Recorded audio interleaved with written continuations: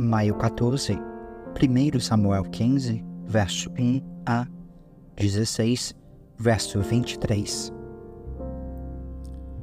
Certo dia, Samuel disse a Saul: "Foi o Senhor quem me enviou para ungí-lo rei de seu povo, Israel. Agora, ouça esta mensagem do Senhor. Assim diz o Senhor dos Exércitos: resolvi acertar as contas com a nação de Amaleque por ter se colocado contra Israel quando o povo saía do Egito. Agora vá e destrua completamente a nação amalequita, homens, mulheres, crianças, recém-nascidos, gados, ovelhas, camelos e jumentos." Então Saul reuniu seu exército em Telaim. Havia 200.000 soldados de Israel e 10.000 homens de Judá. Em seguida, Saul e o exército foram à cidade dos amalequitas e armaram uma emboscada no vale.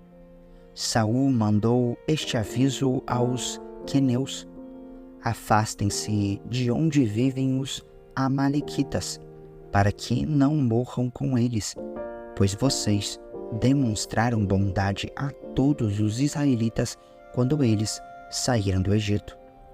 Então os queneus saíram do meio dos amalequitas. Saul atacou e derrotou os amalequitas desde Avilá até Sur, a leste do Egito. Capturou Agag, o rei amalequita, e destruiu completamente todo o povo. Saul e seus homens pouparam a vida de Agag, bem como o melhor das ovelhas, do gado, dos bezerros gordos e dos cordeiros. Destruíram apenas o que não tinha valor ou que era de qualidade inferior. Então o Senhor disse a Samuel: arrependo-me de ter colocado Saul como rei, pois ele se afastou de mim e se recusou a obedecer às minhas ordens. Samuel ficou tão frustrado ao ouvir essas palavras que clamou ao Senhor a noite toda. Na manhã seguinte, bem cedo, Samuel foi procurar Saul. Alguém lhe disse: Saul foi para a região do Carmelo, onde levantou um monumento para si próprio. Depois, seguiu para Gilgal. Quando Samuel finalmente o encontrou, Saul o cumprimentou com alegria. "Que o Senhor o abençoe", disse Saul. "Cumpri a ordem do Senhor." Samuel perguntou: "Então o que é esse balido de ovelhas e esse mugido de bois que estou ouvindo?" Saul respondeu: "É verdade que os soldados pouparam o melhor das ovelhas e dos bois que pertenciam aos amalequitas, mas eles vão sacrificá-los ao Senhor seu Deus. Quanto ao resto, destruímos tudo." Então Samuel disse a Saul: "Basta, ouça o que o Senhor me disse na noite passada." "O que foi?" perguntou Saul. Samuel respondeu: "Embora a seus próprios olhos você se considere insignificante, não se tornou o líder das tribos de Israel? Sim, o Senhor o ungiu rei sobre o povo. Então o Senhor o enviou numa missão e disse: vá e destrua completamente aqueles pecadores, os amalequitas. Lute contra eles até exterminá-los. Por que você não obedeceu ao Senhor? Por que tomou apressadamente os despojos e fez o que era mal aos olhos do Senhor?" "Mas eu obedeci ao Senhor", insistiu Saul. "Cumpri a missão de que ele me encarregou. Trouxe o rei Agag, mas destruí todos os outros amalequitas. Então meus soldados trouxeram o melhor das ovelhas e dos bois, bem como o melhor dos despojos, a fim de sacrificá-los ao Senhor seu Deus, em Gilgal." Samuel respondeu: "O que agrada mais ao Senhor, holocaustos e sacrifícios ou obediência à voz dele? Ouça, a obediência é melhor que o sacrifício, e a submissão é melhor que ofertas de gordura de carneiros. A rebeldia é um pecado tão grave quanto a feitiçaria, e persistir no erro é um mal tão grande quanto adorar ídolos. Assim como você rejeitou a ordem do Senhor, ele o rejeitou como rei. Então Saul confessou: sim, pequei, desobedeci às suas instruções e à ordem do Senhor, pois tive medo do povo e fiz o que eles exigiram. Agora, imploro que perdoe meu pecado e volte comigo, para que eu possa adorar o Senhor. Samuel, porém, respondeu: não voltarei com você. Uma vez que você rejeitou a ordem do Senhor, ele o rejeitou como rei de Israel.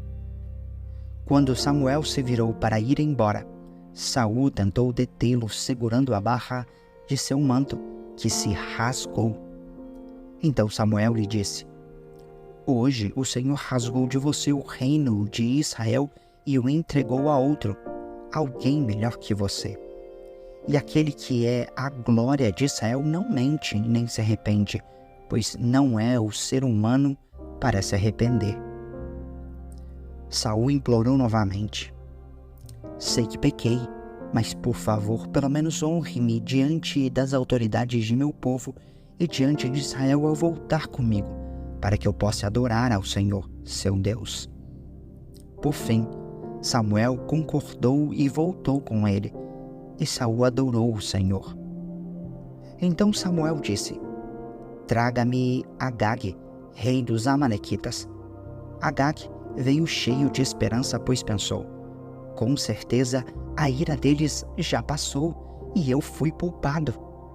Mas Samuel disse: assim como sua espada matou os filhos de muitas mães, agora sua mãe ficará sem filho. E Samuel cortou Agag em pedaços diante do Senhor em Gilgal. Depois, Samuel foi para Ramá, e Saul voltou para a casa de Gibeá, sua cidade. Até o dia em que morreu, Samuel não voltou a ouvir Saul, embora sempre lamentasse o que aconteceu com ele. E o Senhor se arrependeu de ter estabelecido Saul como rei de Israel. O Senhor disse a Samuel: você já lamentou o suficiente por Saul. Eu o rejeitei como rei de Israel. Agora, encha uma vasilha com óleo e vá a Belém. Procure um homem chamado Jessé, que vive ali, pois escolhi um dos filhos dele para ser rei. Como posso fazer isso? Perguntou Samuel. Se Saul ficar sabendo, me matará. O Senhor respondeu: leve um novilho com você e diga: vim oferecer um sacrifício ao Senhor. Convide Jessé para o sacrifício, e eu lhe mostrarei o que você deve fazer e qual dos filhos dele deve ungir para mim. Samuel fez o que o Senhor disse. Quando chegou a Belém, as autoridades da cidade foram encontrá-lo, tremendo de medo. O Senhor vem em paz? Perguntaram. Sim, respondeu Samuel. Venham oferecer um sacrifício ao Senhor. Purifiquem-se e venham comigo para o sacrifício. Então Samuel realizou a cerimônia para purificar Jessé e seus filhos, e também os convidou para o sacrifício. Quando chegaram, Samuel olhou para Eliabe e pensou: com certeza este é o homem que o Senhor ungirá. O Senhor, porém, disse a Samuel: não julgue pela aparência nem pela altura, pois eu o rejeitarei. O Senhor não vê as coisas como o ser humano as vê. As pessoas julgam pela aparência exterior, mas o Senhor olha para o coração. Então Jessé chamou seu filho Abinadab e o levou até Samuel. Ele, porém, disse: não foi este que o Senhor escolheu. Em seguida, Jessé chamou Simeia, mas Samuel disse: também não foi este que o Senhor escolheu. Da mesma forma, todos os 7 filhos de Jessé foram apresentados a Samuel. Mas Samuel disse a Jessé: o Senhor não escolheu nenhum deles. Então Samuel perguntou: são estes todos os seus filhos? Jessé respondeu: ainda tenho o mais novo, mas ele está no campo, tomando conta do rebanho. Mande chamá-lo, disse Samuel. Não nos sentaremos para comer enquanto ele não chegar. Jessé mandou chamá-lo. Era um jovem ruivo, de boa aparência e olhos bonitos. E o Senhor disse: É este. Levante-se e unja-o com óleo. Enquanto Davi estava entre seus irmãos, Samuel pegou a vasilha com o óleo que havia trazido e o ungiu. A partir daquele dia, o Espírito do Senhor veio poderosamente sobre Davi. Depois disso, Samuel voltou para Ramá. O Espírito do Senhor se retirou de Saul, e o Senhor enviou um espírito maligno que o atormentava. Os servos de Saul lhe disseram: Um espírito maligno enviado por Deus está atormentando o Senhor. Permita que procuremos um bom músico para tocar harpa. Sempre que o espírito o afligir, ele tocará música para acalmar o Senhor e o fará sentir-se melhor. Está bem, respondeu Saul. Encontrem alguém que saiba tocar bem e traga-no para cá. Um dos servos disse a Saul: Um dos filhos de Jessé, de Belém, sabe tocar harpa. Além disso, é um rapaz corajoso, apto para ir à guerra e tem bom senso. Também é moço de boa aparência e o Senhor está com ele. Então Saul enviou mensageiros a Jessé para lhe dizer: Envia-me seu filho Davi, o pastor de ovelhas. Jessé enviou Davi a Saul e com ele mandou um jumento carregado de pão, um cabrito e uma vasilha de couro cheia de vinho. Davi se apresentou a Saul e começou a servi-lo. Saul gostou muito de Davi e o tornou seu escudeiro. Então Saul enviou uma mensagem a Jessé pedindo: Deixe que Davi continue a meu serviço, pois estou muito satisfeito com ele. Assim, sempre que o espírito maligno enviado por Deus afligia Saul, Davi tocava a harpa. Saul se sentia melhor e o espírito se retirava dele. João 8, versos 1 a 20. Jesus voltou ao Monte das Oliveiras, mas na manhã seguinte, bem cedo, estava outra vez no templo. Logo se reuniu uma multidão, e ele se sentou e a ensinou. Então os mestres da lei e os fariseus lhe trouxeram uma mulher pega em adultério e a colocaram diante da multidão. Mestre, esta mulher foi pega no ato de adultério, disseram eles a Jesus. A lei de Moisés ordena que ela seja apedrejada. O que o Senhor diz? Procuravam apanhá-lo numa armadilha, ao fazê-lo dizer algo que pudessem usar contra ele. Jesus, porém, apenas se inclinou e começou a escrever com o dedo na terra. Eles continuaram a exigir uma resposta, de modo que ele se levantou e disse: Aquele de vocês que nunca pecou, atire a primeira pedra. Então inclinou-se novamente e voltou a escrever na terra. Quando ouviram isso, foram saindo, um de cada vez, começando pelos mais velhos, até que só restaram Jesus e a mulher no meio da multidão. Então Jesus se levantou de novo e disse à mulher: Onde estão os seus acusadores? Nenhum deles a condenou? Não, Senhor, respondeu ela. E Jesus disse: Eu também não a condeno. Vá e não peque mais. Jesus voltou a falar ao povo e disse: Eu sou a luz do mundo. Se vocês me seguirem, não andarão no escuro, pois terão a luz da vida.